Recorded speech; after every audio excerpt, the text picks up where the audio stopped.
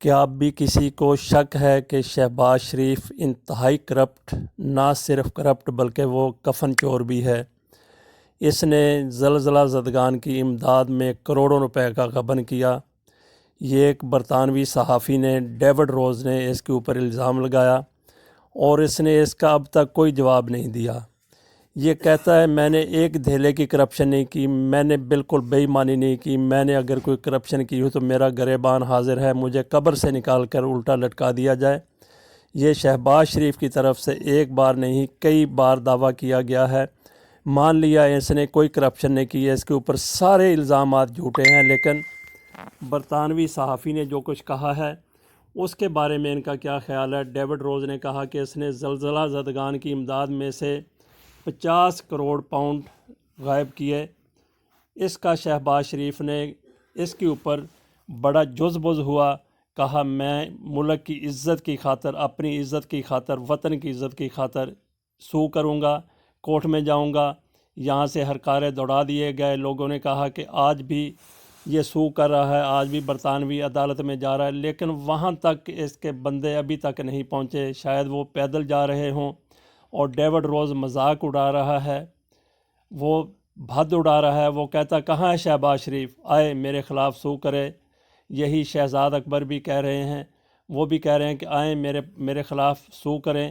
انہوں نے بھی، شہزاد اکبر نے بھی ان کے خلاف اس آرٹیکل میں ایک حصہ لیا تھا۔ انہوں نے بھی کہا تھا کہ شہباز شریف نے زلزلہ زدگان کے، کشمیر کے جو زلزلہ زدگان تھے، اس زلزلے میں 86,000 لوگ دنیا سے چلے گئے تھے، وہ امداد برطانوی اداروں نے دی تھی، اس میں غبن کیا تھا۔ شہباز شریف نے جب الزام سامنے آیا تو کہا کہ میں اس اخبار کے، ڈیلی میل کے خلاف اور اس کے صحافی کے خلاف اور شہزاد اکبر کے خلاف میں کورٹ جاؤں گا، یہ میری عزت کا معاملہ ہو گیا ہے۔ لیکن اس نے بالکل کورٹ نہیں گیا، شہباز شریف کورٹ نہیں گئے، برطانوی عدالت میں نہیں گئے، بس ان کے یہ دعوے رہے، ان کے یہ نعرے رہے۔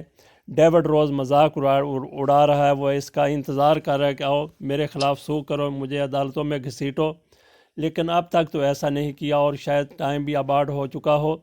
تو اس حوالے سے شہباز شریف کے کرپٹ ہونے میں کوئی شک والی گنجائش نہیں رہ جاتی۔ اگر یہ تھوڑی سی بھی اس میں غیرت ہوتی، قومی غیرت ہوتی، تو یہ یقیناً وہاں پہ سو کرتا، اس کو عدالت میں لے کے جاتا، اس کو پاکستان کا اور خود شہباز شریف کا مذاق اڑانے کا موقع نہ ملتا۔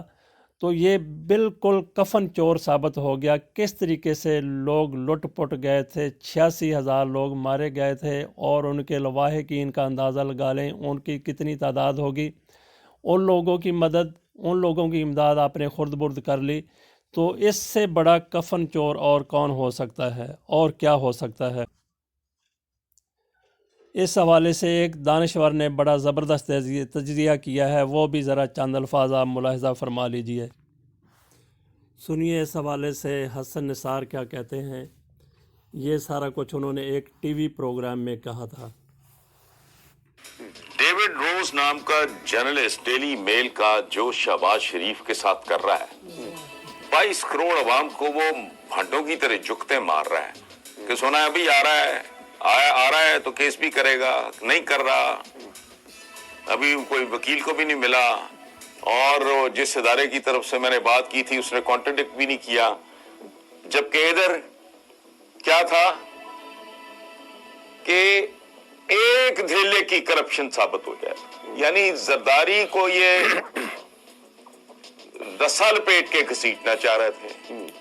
چلو مان لیا پاکستان میں ہر کیس جو تم پہ بنا جھوٹا ہے، وہ یہ اتنا گندا، غلیظ، بدبودار الزام ہے کہ زلزلہ زدگان کو دی ہوئی مدد، سپورٹ، تم وہ کھا گئے، اس میں سے کھا گئے۔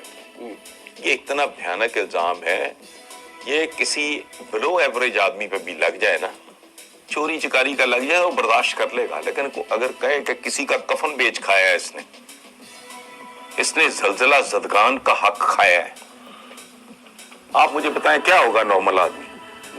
تو جس میں ربطی برابر غیرت اور شعور ہوگا، اور میں تو یہ موفر کرتا ہوں، جس کا دل کرے ان کی صف اول کی لیڈرشپ میں سے آئے मैं उसको करोड़ रुपया नकद बतौर बयाना एतजाज अहसन साहब की मैं मिन्नत अल्लाह कर लूंगा कि ड्राफ्ट बना दे मेरा और शहबाज शरीफ का एग्रीमेंट। केस के सारे अखराजात मैं बर्दाश्त करूंगा।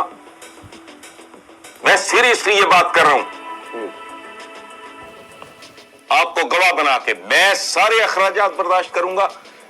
ड्राफ्ट में एतजाज मेरे भाइयों की तरह उनको कहूंगा कि यार मुझे आप बना दें, मुझे गिफ्ट कर दें ये ड्राफ्ट।